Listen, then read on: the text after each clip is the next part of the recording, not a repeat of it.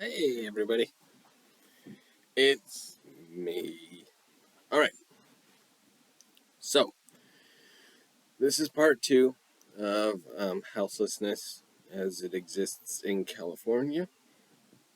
And so, hopefully, it won't go too long, especially with the daylight fading. It's daylight saving stuff, it's no joke. Anyway, so I think we stopped about here. So, if I skip around a tiny bit, I apologize. But we should get started. So, when it comes to houselessness, the next part is what about mental illness and addiction? So let's cover that.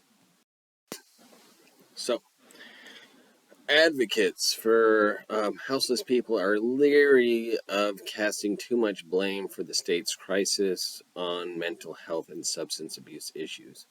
They argue that plenty of low income residents in other states struggle with drug addiction and debilitating psychological conditions. They simply manage to remain off the streets because the rent is cheaper. But recent data suggests that issues are more prevalent among people experiencing houselessness than previously reported, especially for those living on the actual street. A Los Angeles Times investigation found 2/3 of LA County's residents living on the street suffer from a psychological or substance abuse disorder or both, far more than what's been reported in official statistics. 2/3 is a lot. So, officially diagnosed illnesses are much lower, however. Um, a, a director from the California Policy Lab at UCLA said a recent study found that 20% of 37,000 people experiencing houselessness in Los Angeles had a clinically diagnosed serious mental illness within the past 12 years, whereas about a quarter of the Los Angeles houseless population suffers from any mental illness. So, of the more than 248,000 people who accessed houseless services or homeless services throughout 2020, 4% reported disabling conditions, which could be anything from diabetes or a broken leg to a mental health disorder. And the state's deputy secretary for houselessness at the California Homeless Coordinating, and that's what they found. So you never know. I mean, access to health care, we don't have as much as we want to say that we have universal health care. We don't have universal health care. So it is something that, people that don't have homes or houses, that they do suffer through a lot of things by themselves. And unsheltered people experience far worse health and drug addiction issues than their sheltered counterparts, according to an analysis of more than 64,000 surveys of people experiencing houselessness nationwide. And the drug that is the main contributor, methamphetamine, use is up across the West Coast and is often to blame for some of the most visible episodes of houselessness seen on California streets. Unfortunately, physicians say meth addiction is confoundingly difficult to treat. While methadone is available to wean heroin addicts off of opioids, no such replacement medication exists for methamphetamines. And worse still, meth can exacerbate existing mental illnesses, Addiction and psychological conditions are often inextricably intertwined. That means basically one usually goes with the other,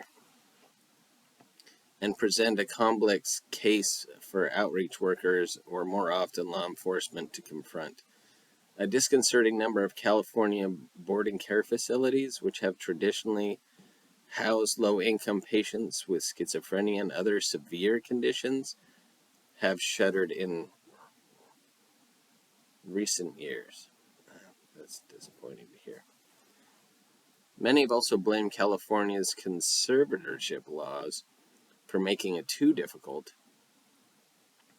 to compel treatment for people with mental illness or drug addiction living on the street. Civil libertarians and disability rights groups argue that conservatorship, when a court-appointed official manages another person's life, including medical decisions, should be used as sparingly as possible, as it risks violating civil liberties and is a hollow remedy given the severe shortage of actual treatment options. Under a 1967 state law known as the Lanterman-Petrus Short Act, so the Lanterman Act, again, great act. Before that happened, a lot of people did not have the rights that they deserved. So Californians can be held for treatment against their will only if they are deemed a danger to themselves or others, or 5150, or are determined to be gravely disabled. Other states, such as New York, do not impose such strict requirements.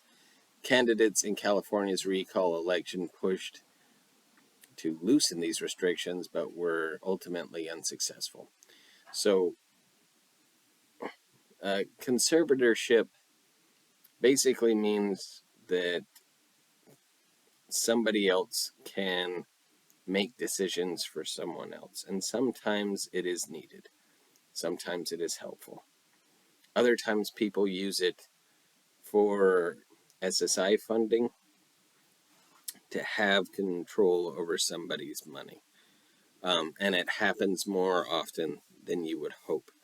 But it definitely doesn't help conditions when it comes to California and people's rights and what they can choose or choose not to take, medication wise.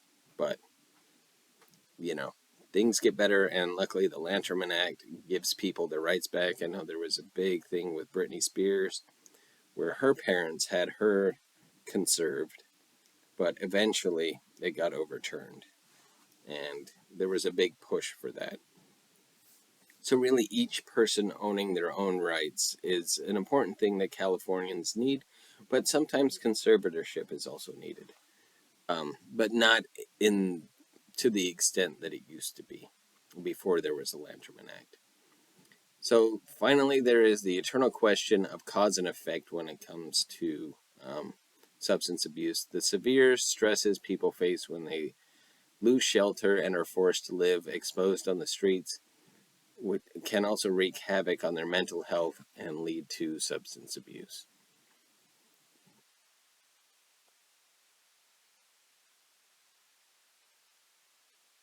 And there's a professor of medicine who leads the UCSF Benioff,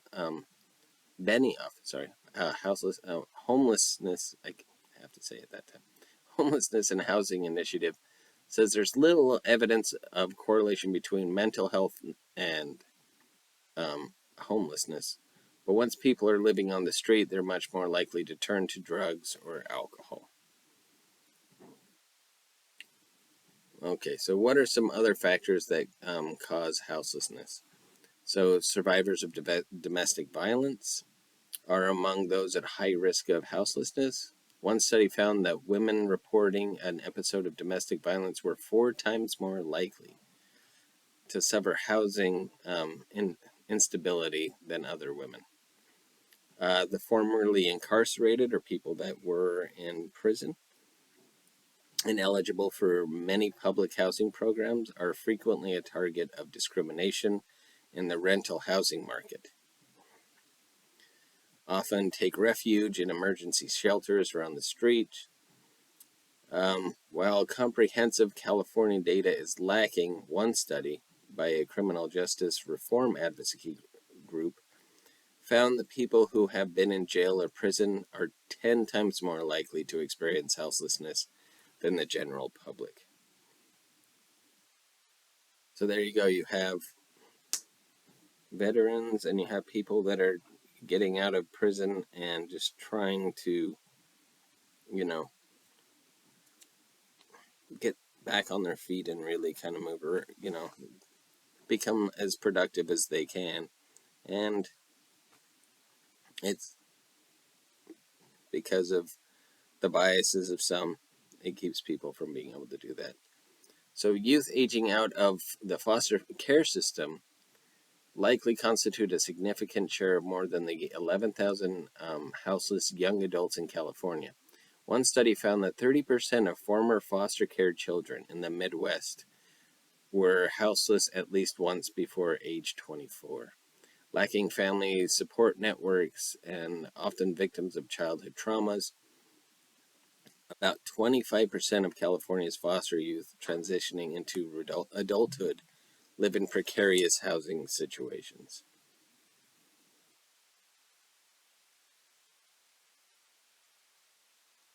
Okay, so now there are different ways that, you can, if you knew anybody that's houseless, if you know anybody that is or is in a tough situation, there are emergency shelters and permanent supportive housing.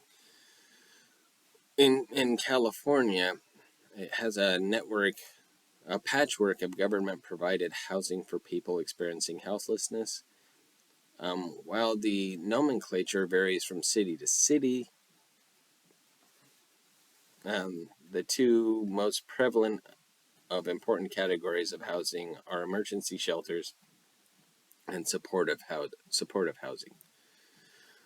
So, what is an emergency shelter?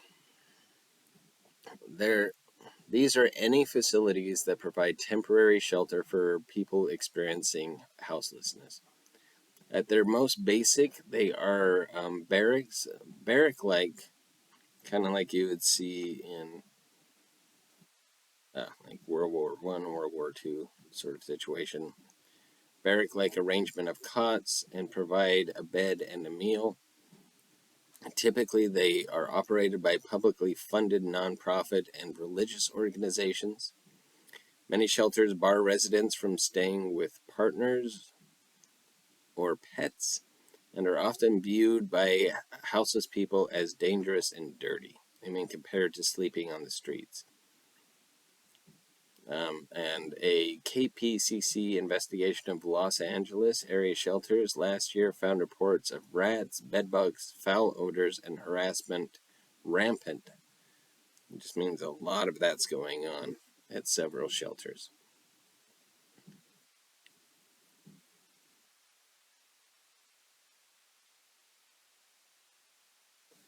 So, but while shelter beds are frequently go unused in Los Angeles County, where transportation is also a complicating factor, because LA's huge. Overall, the state has a major shortage. Cities and counties across California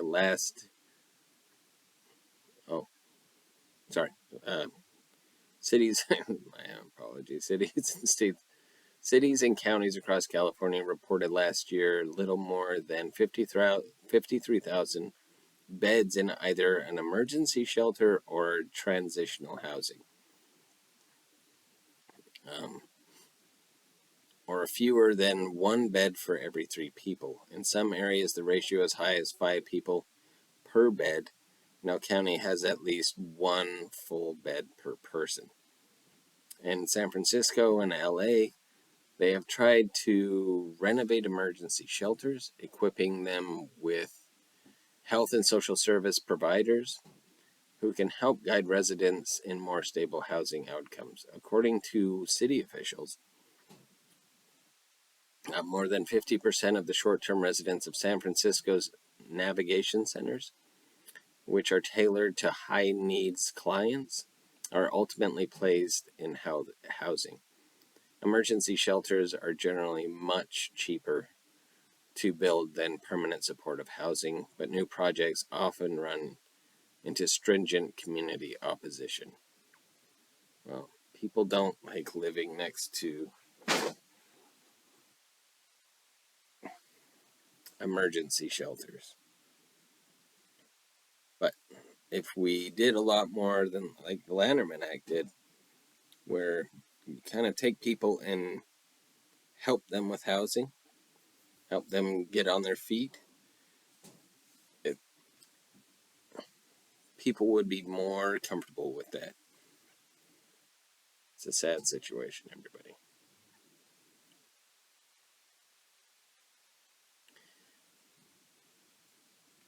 Okay, so primitive supportive housing. Yeah, jump right into that, which is good. Houselessness experts agree that emergency shelters are mostly just a band aid. Permanent supportive housing is the long term solution, usually targeted at the chronically houseless. This offers a highly subsidized apartment paired with support services, including psychological counseling, substance abuse rehab, and job training. Permanent supportive housing is a pillar of the housing first model of ending houselessness. Individuals don't need to quit drugs or agree to participate in any program to get a permanent roof over their head. Studies show that once placed in permanent supportive housing, residents tend to stay off the streets and out of hospital and jail, saving taxpayers a lot of money.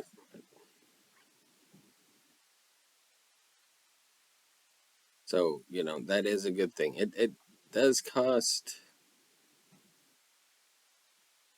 So the median cost of building one unit is more than $530,000 for supported, but it's worth it. A new project coming on the line is San Jose is estimated to cost $470,000 per unit, and the costs come from land costs. So you're really paying for the area that you're staying in. It's not so much the place that you're staying in, but the land around it and the land within. All right. Finally, how do we prevent houselessness? Many California cities have made significant strides in moving people from streets and shelters into safe, stable housing. Um, so, it's really important. I know the vote's over, but it's really important to vote because a lot of fresh state and local funds are approved by voters like you and I. Estimate that it was able to place more than 200,000 people experiencing houselessness into housing in 2019. So why did LA's county houseless population still grow by 13% between 2019 and 2020? And that was because an estimated 82,000 residents simultaneously lost a place to live, according to the Los Angeles Houseless Services Homeless Services Authority. San Francisco is officially safe for every houseless person they house. Another 3 fall into homelessness. That's right, down the way. Much to the chagrin of local politicians trying to prove taxpayer money is being spent effectively, new shelters and supportive housing will have trouble making a dent in the visible houselessness unless the spigot is plugged in the first place. And a spigot's just the part of the hose that you actually screw the hose on to, the metal piece. Sorry, just a little bit of here, a little bit of there.